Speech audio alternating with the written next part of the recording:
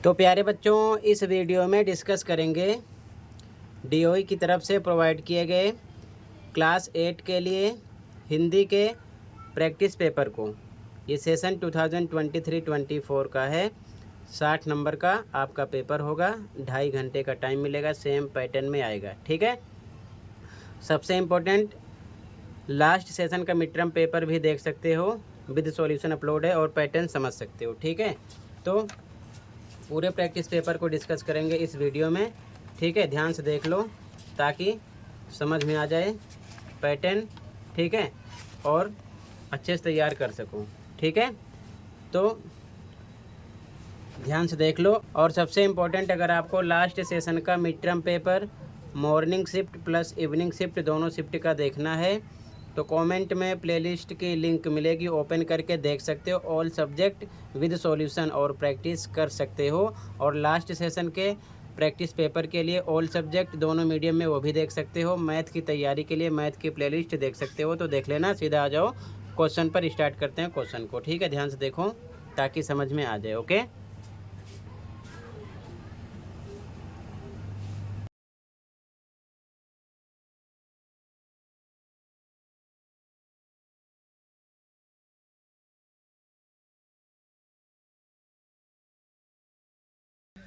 खंड आ। प्रश्न 1, निम्नलिखित गद्यांश को ध्यानपूर्वक पढ़िए और पूछे गए प्रश्नों के उत्तर लिखिए।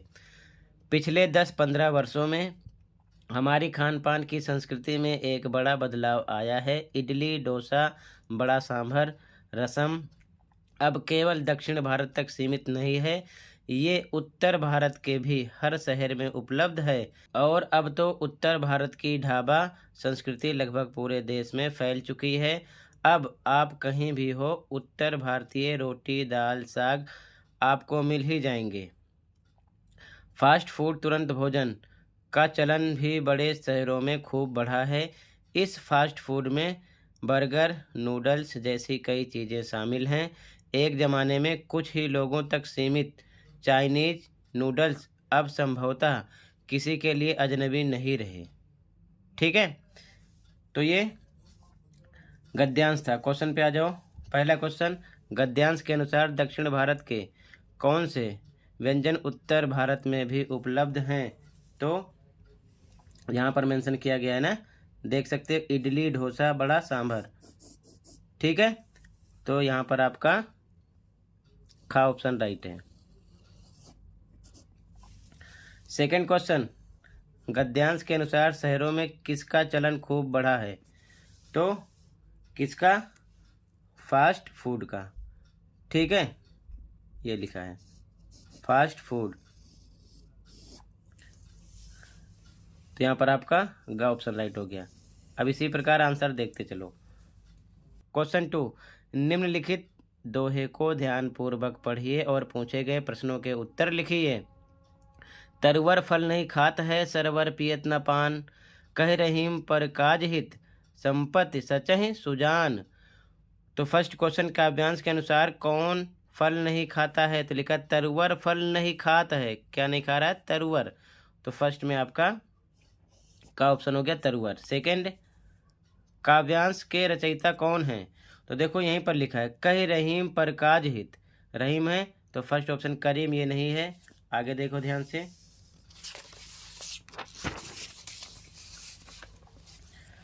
तो यहाँ पर रहीम हो जाएगा, ग ऑप्शन। ठीक है, आगे तीसरा क्वेश्चन, निम्नलिखित व्याकरणिक प्रश्नों के उत्तर लिखिए। व्याकरण संबंधी क्वेश्चन है। पहला क्वेश्चन, विद्यार्थी शब्द का बहुवचन। तो विद्यार्थी, विद्यार्थियों में था पर बड़ी की मात्रा नहीं आएगी, ये भी रोंग है, ये भी रोंग है। विद्यार्थियों, इस पे आ की मात्रा नहीं है तो आपका खा राइट हो जाएगा।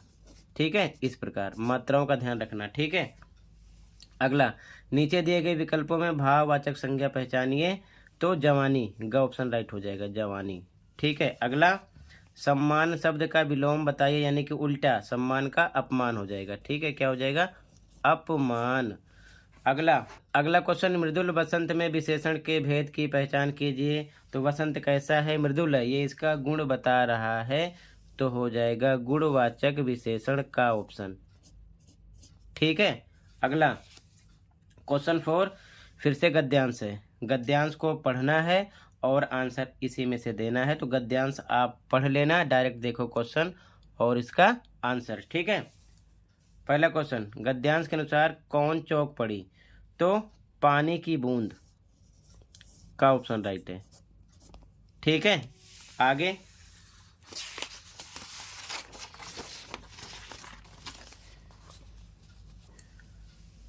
सेकंड क्वेश्चन, गद्यांश के अनुसार सूर्य का प्रकाश किसमें कुछ ही भीतर तक पहुंच पाता है?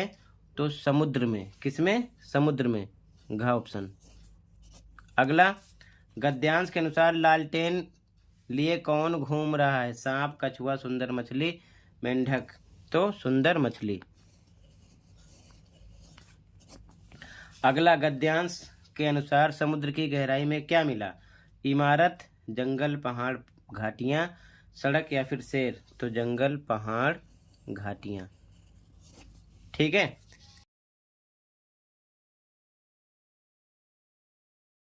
क्वेश्चन नंबर 5, निम्नलिखित काव्यांश को ध्यानपूर्वक पढ़िए और पूछे गए प्रश्नों के उत्तर लिखिए। तो काव्यांश को आप पढ़ लेना, पक्षी और बादल भगवान के डाकिए पोयम का नाम है। ठीक है, कविता का नाम है। पहला क्वेश्चन, काव्यांश के अनुसार भगवान के डाकिए कौन है? तो लिखा है पक्षी और बादल, ये भगवान के डाकिए हैं। तो पक्षी और बादल हो गया। ठीक है, का ऑप्शन राइट हो गया। अगला, काव्यांश के अनुसार एक महादेश से दूसरे महादेश में कौन जाता है? तो भगवान के डाकिए जो एक महादेश से दूसरे महादेश को जाते हैं। तो का ऑप्शन भगवान के डाकिए हैं। ठीक है, अगला, कवि के अनुसार पक्षी और बादल कहाँ जाते हैं? तो एक महादेश से दूसरे महादेश।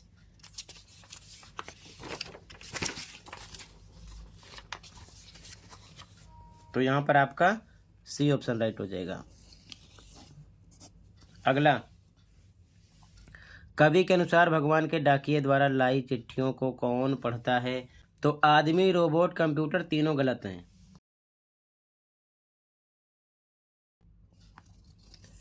पेड़ पौधे, पानी और पहाड़ पढ़ते हैं। ठीक है, अगला क्वेश्चन 6, निम्नलिखित प्रश्नों के उत्तर लिखिए। बदलू को किस बात से चिढ़ थी? तो कांच की चूड़ियों से। ठीक है, अगला, अकबरी लोटा पाठ में लोटा किस पर गिरा? तो अंग्रेज पर। अगला 7वां क्वेश्चन, भगवान के डाकिए यानी कि भगवान के डाकिए कविता के रचयिता कौन हैं? रामधारी सिंह दिनकर। इसी प्रकार आप सभी कविता के कवियों के नाम याद कर लेना, पाठ और लेखक के नाम याद कर लेना, मोस्ट इम्पोर्टेंट है, ध्यान रखना। आगे, भगवान के डाकिए किसको कहा गया है? तो पक्षी और बादल को। ठीक है, अब आगे खंडवा प्रश्न 8 व्याकरणिक प्रश्नों के उत्तर देना है। राजा प्रजा में समास है द्वंद्व समास। अब जैसे मान लो रात दिन ऐसे लिखा हो, या अमीर गरीब, तो ये ध्यान रखना इस निशान से। ठीक है ना, द्वंद्व समास होगा, ये ध्यान में रखना। ठीक है, आगे कामगार शब्द में मूल शब्द लिखिए। तो काम प्लस गार क्या होगा? काम प्लस गार। तो गार पीछे आ गया, प्रत्यय हो गया, काम होगा मूल शब्द, तो काम हो जाएगा। ठीक है, अगला, मीठा शब्द का भाववाचक संज्ञा लिखिए। तो मिठास हो जाएगा। क्या हो जाएगा? मिठास। अगला, लाल सेब ले आओ वाक्य में विशेषण छांट कर लिखिए। तो विशेषण किसे कहते हैं? जो संज्ञा एवं सर्वनाम की विशेषता बताए उसे विशेषण कहते हैं। जैसे लाल, काला, पीला, मोटा, पतला, तो यहाँ पर लाल है। ठीक है, तो इसका आंसर हो जाएगा लाल। समझ गए? अगला क्वेश्चन 9 प्रश्नों के उत्तर देने हैं। भगवान के डाकिए कविता के अनुसार दूसरे महादेश में क्या भाप बनकर गिरता है? तो पानी। क्या गिरता है? पानी। अब इसी प्रकार जो क्वेश्चन है इनके आंसर आपको खुद तैयार कर लेना अपनी कॉपी से। पूरा ग्रामर सेक्शन मैंने कंप्लीट कर दिया है। ठीक है, आगे समझ लो पूरे पैटर्न को। जो एक एक शब्द के आंसर थे उनको मैंने लिख दिया है। दूध की तुलना में श्री कृष्ण कौन से खाद्य पदार्थ को अधिक पसंद करते हैं? तो मक्खन। अगला, भगवान के डाकिए कविता के अनुसार हम किसकी भाषा नहीं समझ पाते? पक्षी और बादल की। ठीक है, अब इसी प्रकार आगे फिर से क्वेश्चन आंसर होंगे एक एक नंबर वाले 4। बदलू क्या बनाता था, बदलू कैसे चूड़ियाँ बेचता था। तो ये सब आपको अपनी बुक से पढ़ना है, बनाकर भी लिख सकते हो अगर आपने चैप्टर पढ़ा है तो, ठीक है। इसी प्रकार क्वेश्चन 11 भी होगा आपका, 30 से 40 शब्दों में आंसर देना होगा, ठीक है। कोई 4 और यहाँ पर 5 दिया होगा। फिर क्वेश्चन 12 भी 30 से 40 शब्दों में ही आंसर देना होगा, कोई 3, ठीक है।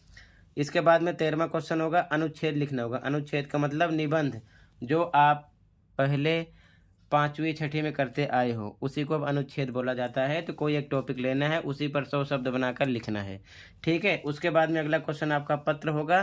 तो पत्र के लिए औपचारिक अनौपचारिक अच्छे से तैयार कर लेना। अगर आपको नहीं आता है तो चैनल पर विजिट करके आप सर्च करोगे औपचारिक अनौपचारिक पत्र हरिविजय प्रजापति क्लासेस, लिख दोगे तो मिल जाएगा, वहाँ से आप अच्छे से समझ सकते हो। और खासकर क्लास 9th के सभी इंपॉर्टेंट क्वेश्चन मिल जाएंगे जो कि हिंदी से रिलेटेड है। तो फिलहाल अभी 9 से मतलब नहीं है, आप पत्र को अच्छे से देखकर प्रैक्टिस कर लेना। तो टोटल ये पैटर्न था।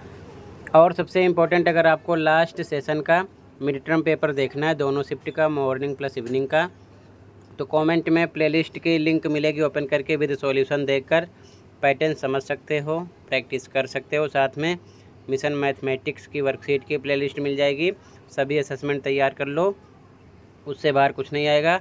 और सभी प्रैक्टिस पेपर भी देख सकते हो। तो आज की वीडियो में इतना ही था, मिलते हैं अगले वीडियो में। Thank you for watching.